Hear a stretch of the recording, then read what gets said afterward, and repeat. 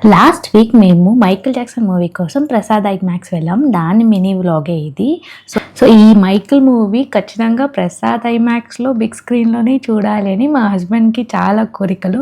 So దానికోసం 2 weeks ముందే tickets అన్నీ బుక్ చేసి, అది కూడా పర్టికులర్గా ఆ రోలో ఆ సీటే నాకు కావాలి అని బుక్ చేసి వెళ్ళాము. సో అంత దూరం వెళ్ళి మనం ఎందుకు షాదాబ్లో బిర్యానీ తినకూడదండి. సో మేము అట్లా చార్మినార్ దగ్గర వరకు వెళ్ళేసి షాదాబ్లో ఫస్ట్ బిర్యానీ తిన్నాము.